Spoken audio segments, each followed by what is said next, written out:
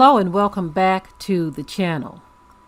Well, starting in January 2022, food will be labeled bioengineered if it has GMO ingredients in it. Now, I want you to listen to this short report on exactly what they are talking about here. But as you will hear, some people won't care one way or another how it's labeled. As long as they call it food, they're going to eat it. They don't care if it's GMO. They don't care if it's bioengineered. They just don't care as long as you put something in front of them. But we need to understand what all of this involves. When you are putting something in your body that was bioengineered, what are going to be the long-term effects of that? That's what we need to concern ourselves with. But anyway, take a listen at this short report and I will be right back. Labels on some food products are changing, thanks to new guidance now in effect from the U.S. Department of Agriculture. Foods that had been labeled as containing genetically modified organisms, GMOs, will now be known as bioengineered, or having been derived from bioengineering, under standards set by the USDA's National Bioengineered Food Disclosure Standard that took effect on Saturday. This change has been in the works since 2016, with passage of the National Bioengineered Food Disclosure Law. In 2018, then Agriculture Secretary Sonny Perdue hailed the new label as another step toward the transparency of our nation's food system to ensure that there's clear information and labeling consistency for consumers about the ingredients in their food. But critics of the new labeling system cast it as nothing but a win for big food businesses, particularly by jettisoning the term GMO from aisles, according to Marion Nestle, a semi-retired professor of nutrition and food studies at New York University. Nestle even mocked the bucolic label that's supposed to tell consumers a food product has been genetically modified. It, GMO, has a pejorative connotation about it.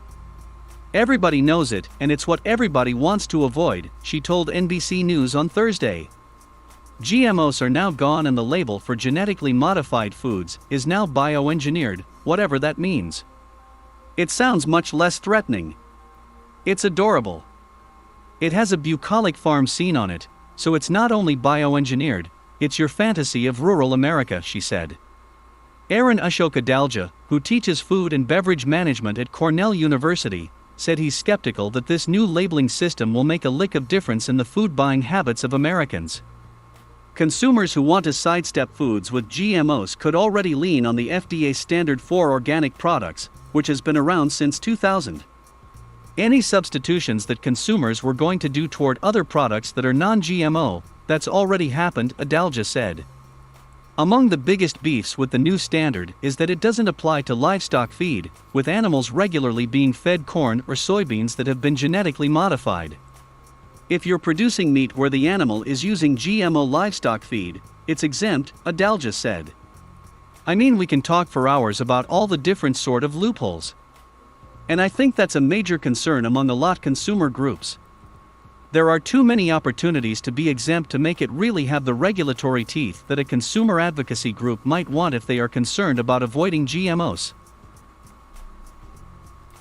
Okay, so now they are going to be changing the wording from GMO to bioengineered. Okay, some people are believing that that's going to cause confusion. It's just a swapping of names or words. But it's going to be the same thing, the same food. It's something that's been modified or changed from its original state. So whether it's called GMO or bioengineered, you're still dealing with something that's been compromised. But as they stated in the report, it does sound like some are going to take that mindset of not caring one way or another, whether it's genetically modified or non-GMO. They don't care either way because they are going to eat what is told to them is food, right? Some people just don't care about those things. I remember talking to someone myself and, trying to school them or educate them on the fact that the food supply has been compromised. And their response was, you got to die from something. Okay. That was one of the responses. And there are so many others where people are just to the point where they just don't care. They don't want to research because we've been dumbed down as a society so bad to where there's this silent killer that's right there in your face. It's not even hidden anymore. Silent killer right there in your face. And people feel like, you know what, because I'm not going to die right away from it. I can deal with this because it tastes that good. It's very serious right now. It's gotten to the point where it's very, very serious, especially in the West. Western cultures have been really, really bombarded with this compromised food. You have some regions or other countries around the world who said, look, we don't want your garbage. I mean, even some other European countries are saying, look, we don't want that stuff that you're producing over there in America, telling us that it's food or that it's okay to put in your food as an ingredient. They're shutting it down, but things that other countries have banned here in the U.S., they are okay.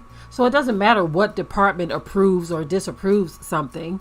They are all working together, okay? They are all working together, and it's not for the good of the population.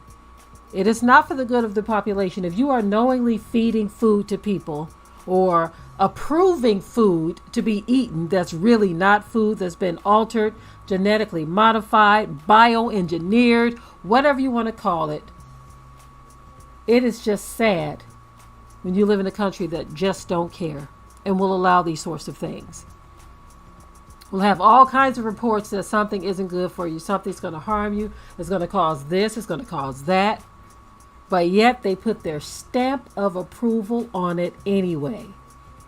That is a very, very diabolical thing, in my opinion.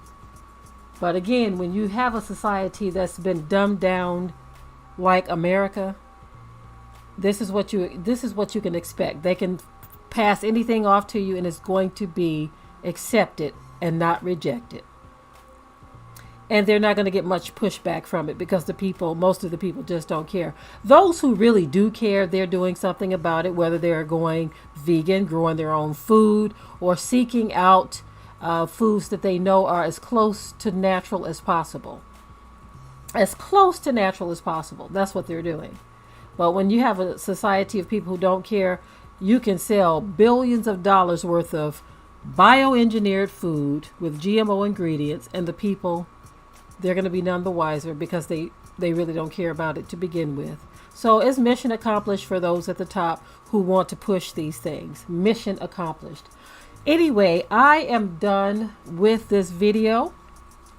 In the comment section below, remember to keep it tight and keep it right, because you know there's a lot of censoring going on YouTube. There's a whole lot of censoring.